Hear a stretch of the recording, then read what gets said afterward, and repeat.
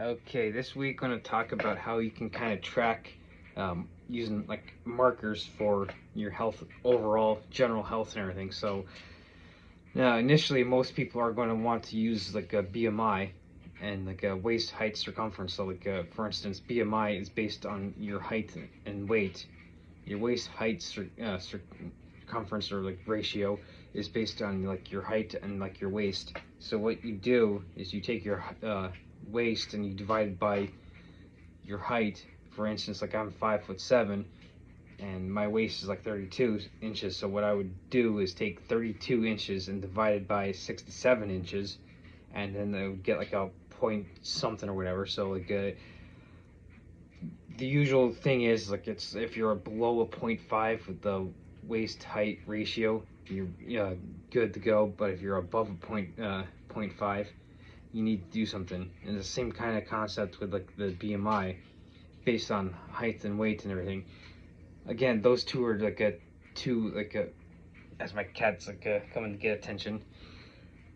BMI is kind of like just two inputs, height and weight, or waist and height and everything. So it's like you can kind of see, well, that not isn't necessarily like all encompassing, because like someone like me who's 5'7" and weighs about like usually hangs around 165 pounds, according to the BMI, technically I'm a good like 10 pounds overweight. Yes, I know, you're coming to get some attention. Yeah. Yeah, you always want to be the star of these shows, huh? Yes. Yes, I know. You always need some attention when I'm doing these. So, that, yeah, as you can see, with like me saying that technically according to the BMI, someone like me is a good 10 pounds overweight, sitting at about 165 pounds, and 5'7". So you kind of you can see how you kind of have to like toss that stuff out the window. So what you want to do is start looking at like more in depth, like when it comes to like weight and everything. You'd be much more and get much more accurate viewpoint on like okay, what's my body fat percentage. Yes, I know, you need so much attention. You're back again. Take a look at like your body fat percentage. Like some of the numbers I've come across, like a good healthy range for like a men would be like 12 to 16%, and women would be like 16 to 20%. Now, like you might ask, like, okay, why is it a little higher for women? Usually it's because like they have the little extra like pudge on them, so they can, when they do have kids and everything, they have that extra energy to kind of like for their pregnancy and everything. So that's why like for women, the fat percentage is usually a little higher. So me, I'm sitting at about 14%, maybe pushing 15% body fat and everything. So it's like, okay, well, that's in the healthy range. Now, you might think like, well, wait, what about all these people that are like influencers or whatever that like are going like a sub 10% and everything? So if you're someone who's really big into fitness and wants to get down to like a sub 10% body fat and everything, and you're able to maintain it and everything, then yeah, go for it. But for most of us, it's like especially someone like me, what seems to be yeah, much more maintainable is getting into that range that I mentioned of like someone for me going 12 to 16%, and I'm pretty much like in this dead center. So there's that for like when you look at your weight, you kind of want to look at the composition of your weight. So there's body fat percentage, there's a muscle mass, like how much like a muscle are you actually like carrying.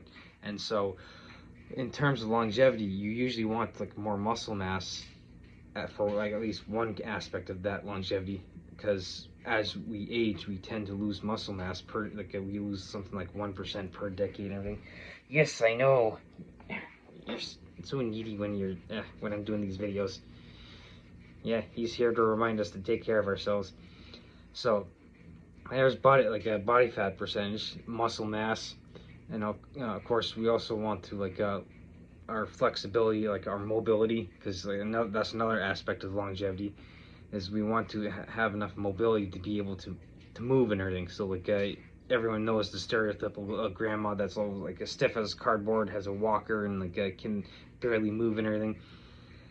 that's why you want to work on your mobility too. And then of course the third part for like longevity, what I've noticed is like your VO2 max, which gets into cardiovascular health. And so like, that's another thing that you want to do is like VO2 max is kind of like a good indication of like your overall like heart health and like your lung capacity and everything. So a lot of like your elite athletes will have like getting into your rest and heart rate. So like when I'm sitting here, like how hard is your heart working?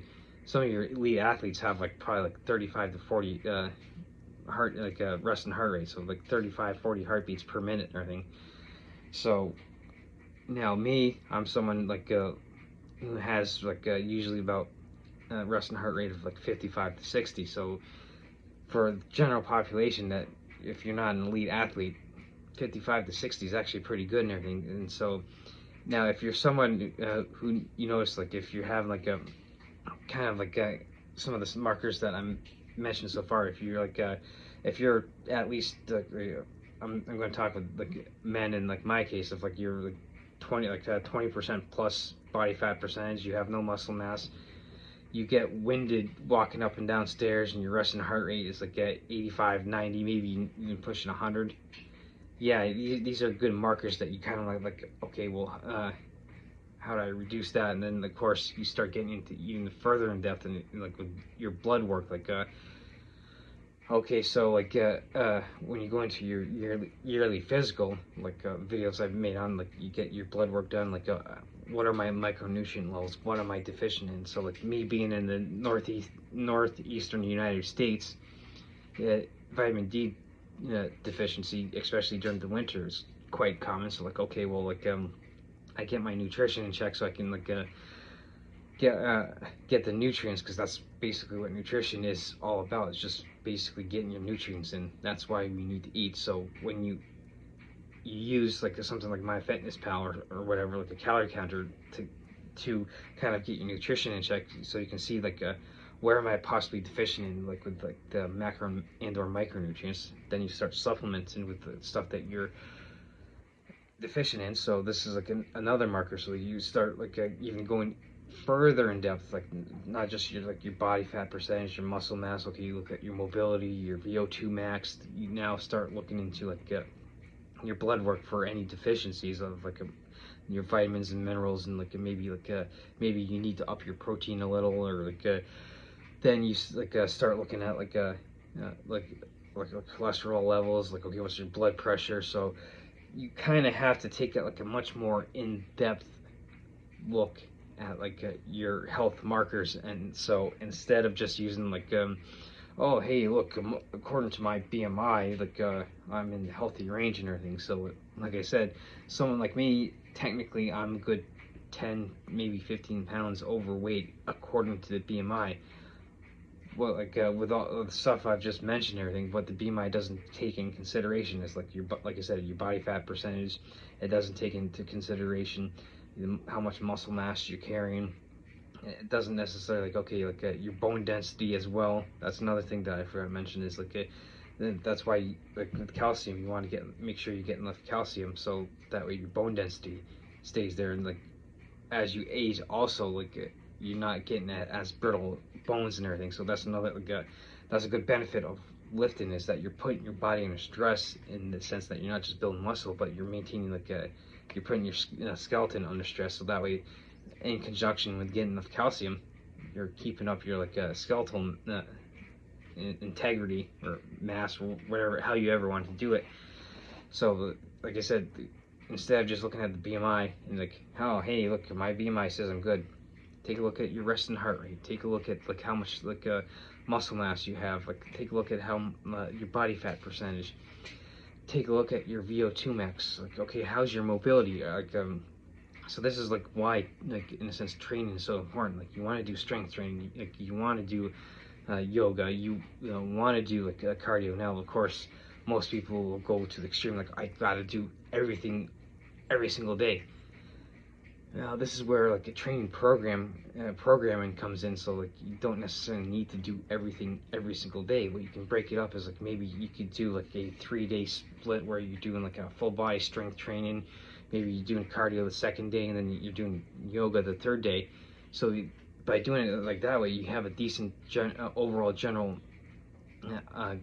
a good general approach to getting all those health markers, and then of course nutrition is another part into it, of getting those, like maybe you're like at 16-70% body fat, and you kind of want to lower that down, so you maybe reduce your caloric intake. So this is where things like fruits and veggies are great low calorie foods that will give you those micronutrients, so that way you can lower your body fat percentage. Now, when it comes to increasing like your VO2 max and your cardiovascular condition and everything, there's two ways you can do it. So you can break it up into 2 workouts, like sprints, which are like high intensity. Maybe you go all out for 30 seconds and then you take a 30-second break, or kind of ramp it back and ramp it down for 30 seconds.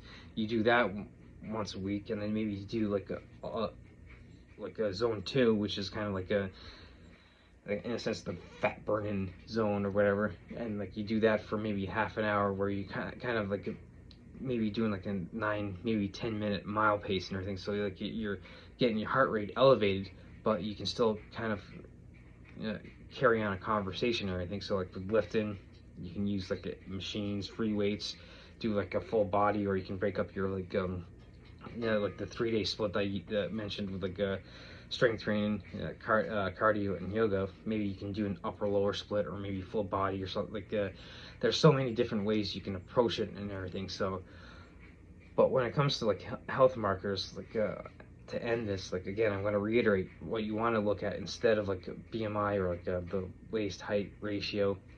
Look at your VO2 max, and there are ways to like get into and like kind of get like a baseline, like get like an in-body scan to get like a whole like a breakdown like of your body. Of course, it's not 100% accurate, but you do get like a snapshot, and like, okay, well, I got a data point. Take a look at like, okay, what's my VO2 max? What's my resting heart rate? What's my muscle mass? What's my body fat percentage? Then like I look at like into like blood work. What's my cholesterol levels? What's my blood pressure like? Where am I deficient in micronutrients? And so that way you have like a much more encompassing approach to your health with using these health markers, instead of just using like a 2-dimensional like a BMI or waist height ratio or whatever. So this is just a video to kind of give people an idea of like, hey, look at using like using stuff like BMI and like the waist height ratio isn't necessarily all encompassing. You kind of have to like go more in depth with all the stuff that I mentioned today.